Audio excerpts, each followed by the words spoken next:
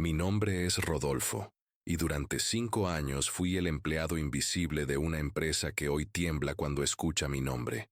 Me dijeron que era reemplazable, que era solo un número más en su sistema, que nunca sería nada importante. Pero ellos no sabían que cada humillación, cada desprecio, cada no rotundo, estaba forjando al hombre que los destruiría desde adentro. Esta es mi historia de venganza profesional, donde las armas no fueron balas, sino estrategia, paciencia y una mente que nunca olvida. Si esta historia te está enganchando, suscríbete al canal y cuéntanos en los comentarios desde qué ciudad nos estás viendo. Tu apoyo hace que podamos seguir trayendo historias como esta. Llegué a Corporación Deluxe en 2019 con 28 años, un título universitario en administración de empresas y una ambición que podría mover montañas. Era una empresa de consultoría empresarial que manejaba las cuentas más importantes del país, con oficinas en vidrio que tocaban el cielo y un lobby que gritaba éxito desde cada mármol pulido. Yo había estudiado cada detalle de esa empresa durante meses antes de la entrevista, sabía los nombres de los directores, sus estrategias de mercado, incluso sus debilidades competitivas. Mi primer día llegué 2 horas antes, con un traje que había comprado con mis últimos ahorros y una carpeta llena de ideas que había desarrollado específicamente para sus clientes más importantes. Pensé que me darían una oportunidad de brillar, que reconocerían mi potencial desde el primer día.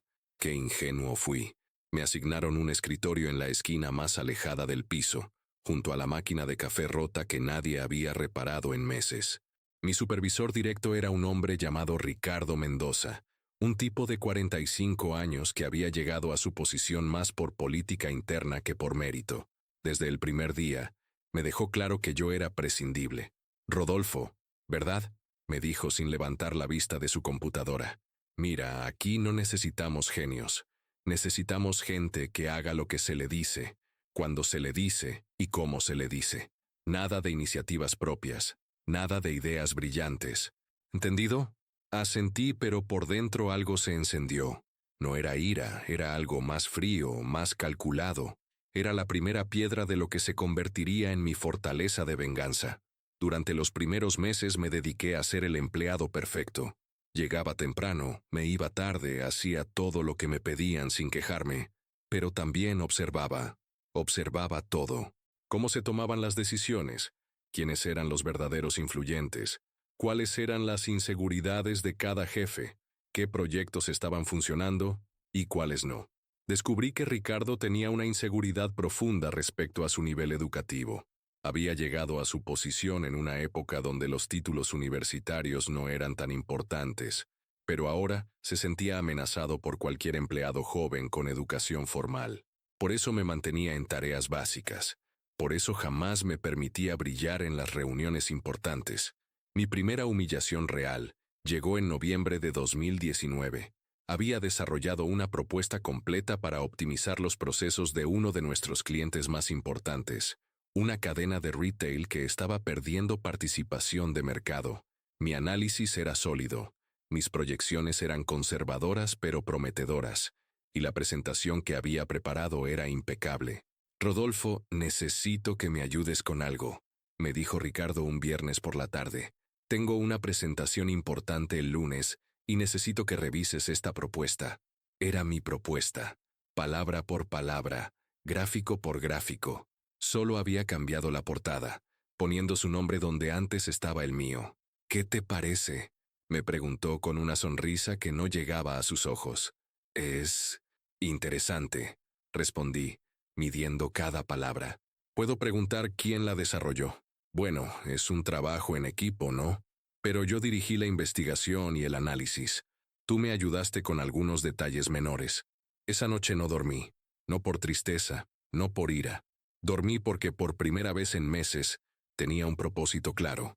Iba a destruir a Ricardo Mendoza y a todos los que pensaran que podían pisotearme, pero lo iba a hacer de la manera más elegante posible. La presentación de mi propuesta fue un éxito rotundo. El cliente no solo aprobó la implementación, sino que pidió específicamente que Ricardo liderara el proyecto. Observé desde las sombras cómo mi jefe recibía felicitaciones, cómo le daban palmadas en la espalda, cómo su nombre comenzaba a circular en los pasillos como el estratega brillante. Pero yo sabía algo que él no sabía. Yo había diseñado esa propuesta con una trampa. Había incluido una fase de implementación que requería conocimientos técnicos específicos que yo tenía, pero él no. Conocimientos que no podía adquirir en unas semanas de lectura superficial. Cuando llegó el momento de la implementación, Ricardo comenzó a mostrar las grietas. En las reuniones con el cliente, sus respuestas eran vagas. Sus explicaciones técnicas sonaban huecas. Pero yo siempre estaba ahí, como su asistente, para salvar la situación con respuestas precisas y soluciones inmediatas. Rodolfo tiene algunos conocimientos técnicos útiles, decía Ricardo para explicar mi presencia en las reuniones, pero el cliente no era tonto. Pronto comenzaron a dirigir las preguntas técnicas directamente a mí, ignorando cada vez más a Ricardo. La primera grieta en su armadura se hizo visible cuando el cliente pidió una modificación en la estrategia de implementación. Ricardo asintió con confianza, pero cuando salimos de la reunión, me miró con pánico en los ojos. «Necesito que me ayudes con esto», me dijo, y por primera vez su voz no tenía autoridad, tenía súplica. «Por supuesto, Ricardo.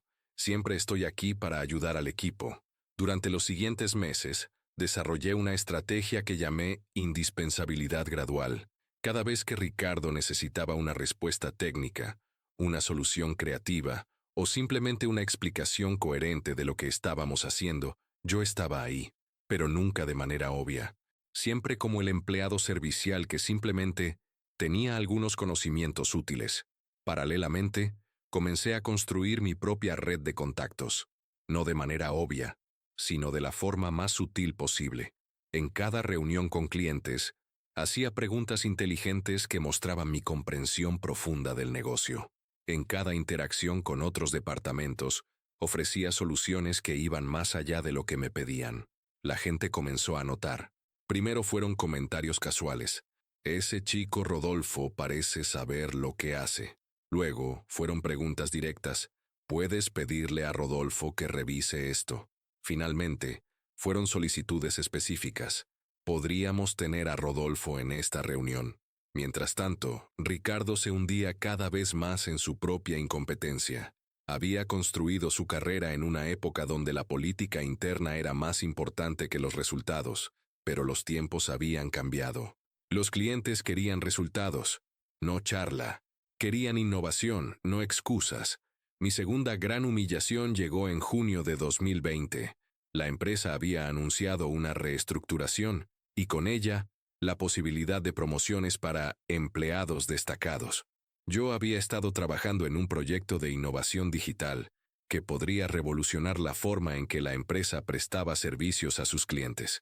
Era ambicioso, era brillante, y más importante, era completamente mío. «Rodolfo, necesito que me ayudes con algo», me dijo Ricardo, y yo ya sabía lo que venía.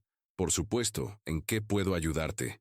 Tengo esta idea para un proyecto de innovación digital. Es algo revolucionario, pero necesito que me ayudes a desarrollar los aspectos técnicos». Era mi proyecto.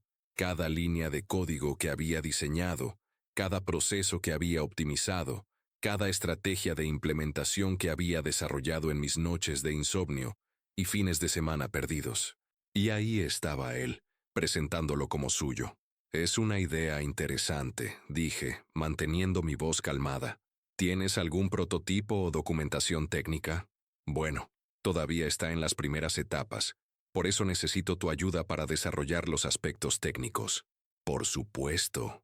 Pero antes de comenzar, ¿podrías explicarme tu visión técnica del proyecto, para asegurarme de que mi trabajo esté alineado con tus ideas?» Vi el pánico en sus ojos. No tenía idea de lo que estaba hablando. No entendía los aspectos técnicos. No tenía una visión clara. No sabía ni siquiera por dónde empezar. «Bueno, prefiero que desarrolles tu propia interpretación técnica de la idea. Así podemos comparar enfoques». Sonreí. «Perfecto. Dame una semana». Durante esa semana, trabajé día y noche en algo que llamé la trampa perfecta. Desarrollé 2 versiones del proyecto. Una era brillante, innovadora y técnicamente sólida. La otra era superficialmente atractiva, pero con fallas fundamentales que solo alguien con conocimientos técnicos profundos podría identificar. Le di a Ricardo la versión con fallas. Esto es exactamente lo que tenía en mente, me dijo después de revisar mi trabajo. Voy a presentar esto en la reunión de innovación la próxima semana. Excelente. ¿Quieres que te ayude a preparar la presentación técnica? No, no será necesario. Creo que puedo manejar las preguntas técnicas básicas. La reunión fue un desastre. Ricardo presentó el proyecto con la confianza de siempre, pero cuando comenzaron las preguntas técnicas, su falta de comprensión se hizo evidente. Peor aún, uno de los directores técnicos identificó las fallas fundamentales que yo había incluido intencionalmente. Ricardo, este enfoque tiene algunas limitaciones técnicas serias, dijo el director técnico. ¿Consideraste el problema de escalabilidad en la arquitectura de datos? Bueno, eso es algo que podemos resolver en la fase de implementación. No, no es algo que puedas resolver después. Es un problema fundamental de diseño. Si implementas esto tal como está, va a colapsar en cuanto tengas más de 1000 usuarios concurrentes. Ricardo balbuceó algo incoherente sobre optimizaciones futuras y consultas con el equipo técnico, pero el daño ya estaba hecho. Su reputación como el estratega brillante había recibido un golpe mortal. 2 días después, el director de innovación me llamó a su oficina. Rodolfo, necesito hacerte una pregunta directa. El proyecto que presentó Ricardo la semana pasada, ¿tuviste alguna participación en su desarrollo? Era el momento de la verdad. Podía mentir, podía seguir siendo el empleado invisible, o podía dar el primer paso hacia mi venganza. Tuve una participación significativa en el desarrollo técnico, dije cuidadosamente, pero prefiero que hables directamente con Ricardo sobre los detalles de la colaboración. Ya hablé con Ricardo. Sus respuestas fueron vagas. ¿Tienes alguna documentación de tu trabajo en el proyecto? Sonreí. Tengo documentación completa, incluyendo prototipos funcionales, análisis de rendimiento y soluciones para las limitaciones técnicas que se identificaron en la reunión. Me gustaría ver esa documentación, y me gustaría que me explicaras tu visión técnica del proyecto. Durante la siguiente hora, le presenté mi versión real del proyecto, la versión brillante, innovadora y técnicamente sólida, la versión que realmente podía revolucionar la empresa.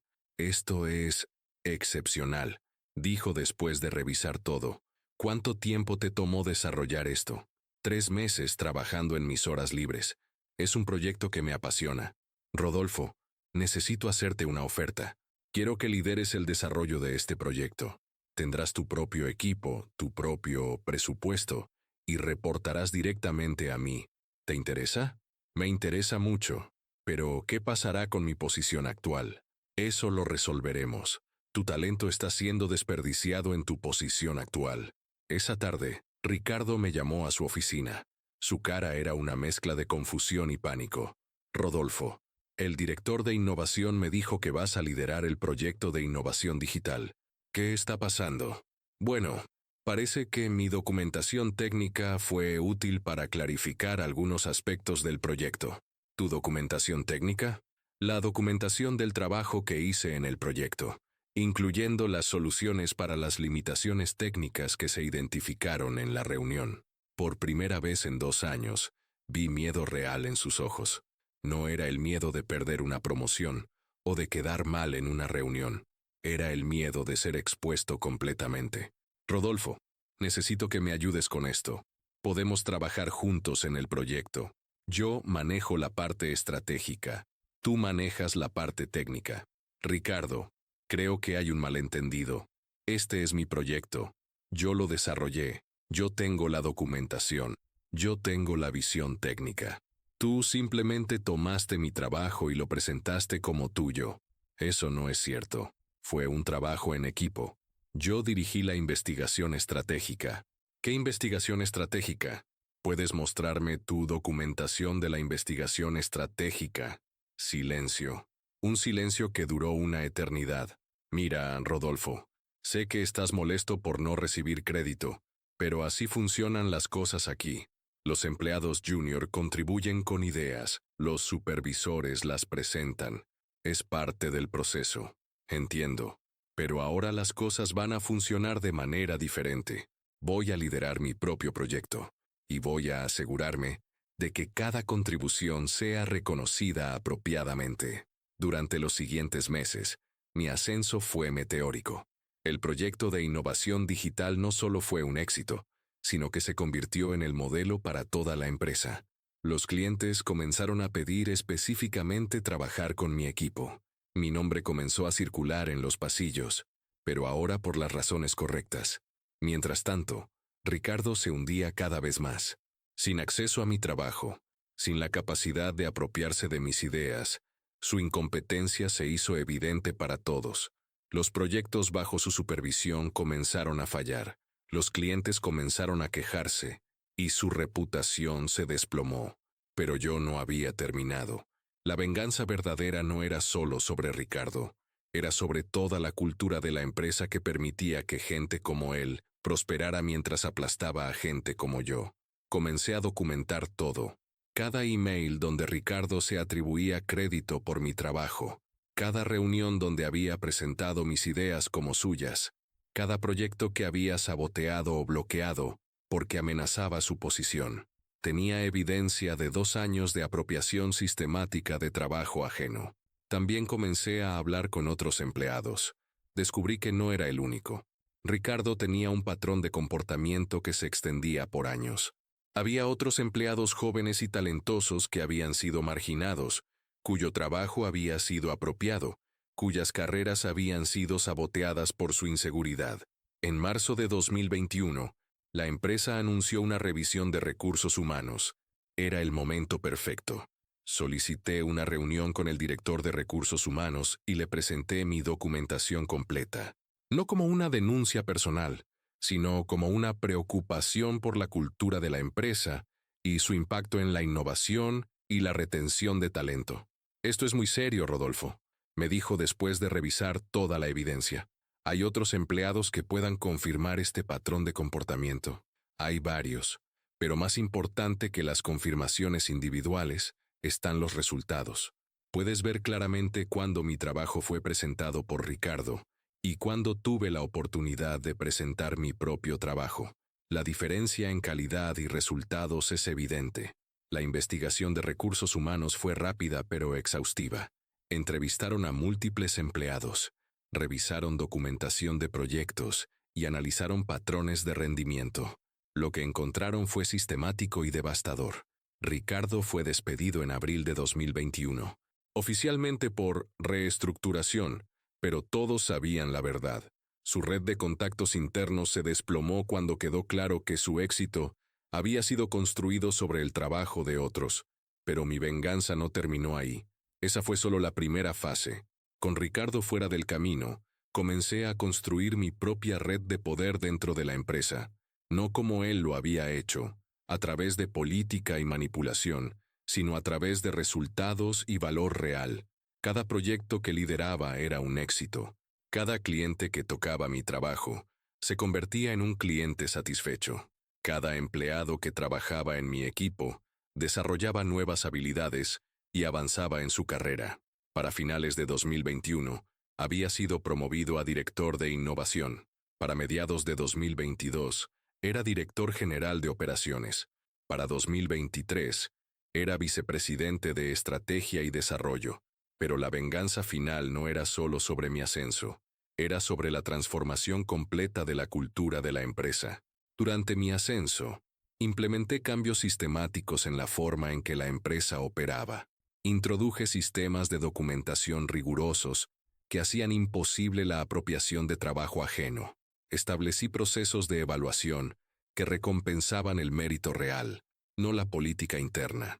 Creé programas de mentoría que aseguraban que los empleados jóvenes y talentosos tuvieran oportunidades de brillar. Pero más importante, identifiqué y eliminé sistemáticamente a todos los Ricardo de la empresa. Cada gerente que había prosperado apropiándose del trabajo de otros, cada supervisor que había saboteado la carrera de empleados talentosos, cada líder que había construido su éxito sobre la opresión de otros. No los despedí de forma obvia. Eso hubiera sido demasiado simple.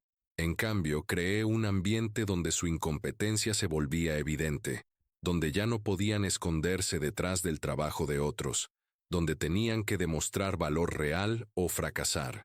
Uno por uno, comenzaron a renunciar o fueron reestructurados.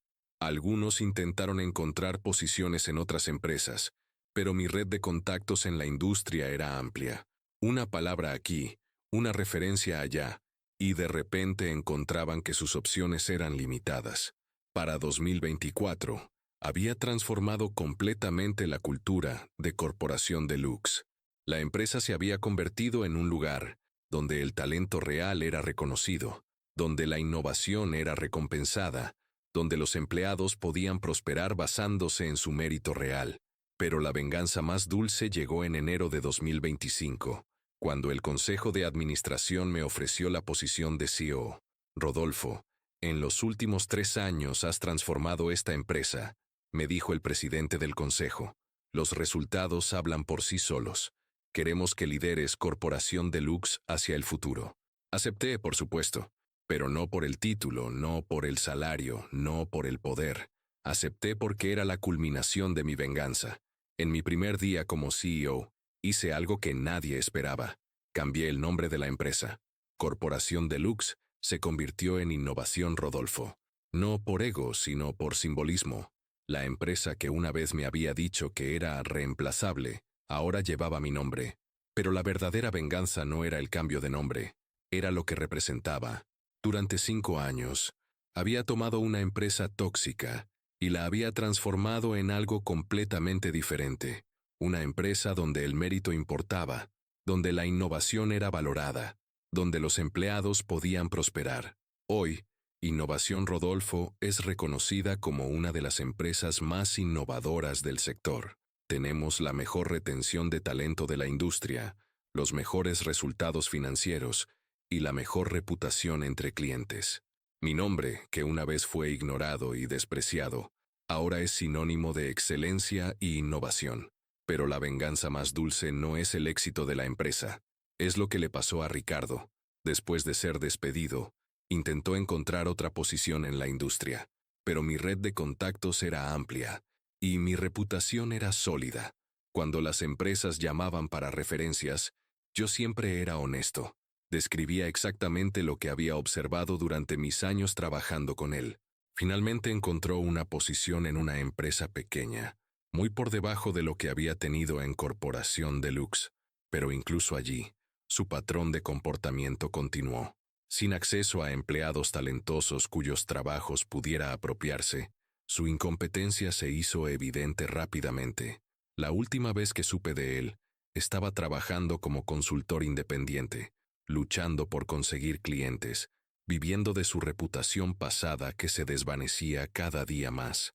Mientras tanto, todos los empleados que había oprimido, todos los talentos que había intentado suprimir, encontraron su lugar en Innovación Rodolfo, algunos como empleados, otros como colaboradores, todos como parte de una nueva cultura empresarial que valoraba el mérito real sobre la política interna. La venganza más perfecta no es la destrucción de tu enemigo, es la construcción de algo tan hermoso y exitoso que su ausencia se vuelve irrelevante.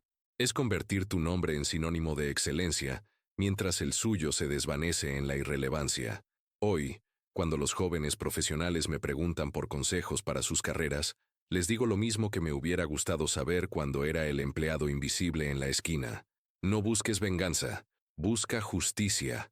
No busques destruir a tus enemigos. Busca construir algo tan grande que su pequeñez se vuelva irrelevante. Porque al final, la mejor venganza no es personal, es sistemática. No es destructiva, es constructiva. No es sobre hundir a otros, es sobre elevar a todos los que merecen ser elevados. Mi nombre es Rodolfo, y hoy soy la marca. No porque destruí a quienes me subestimaron, sino porque construí algo que los trascendió completamente.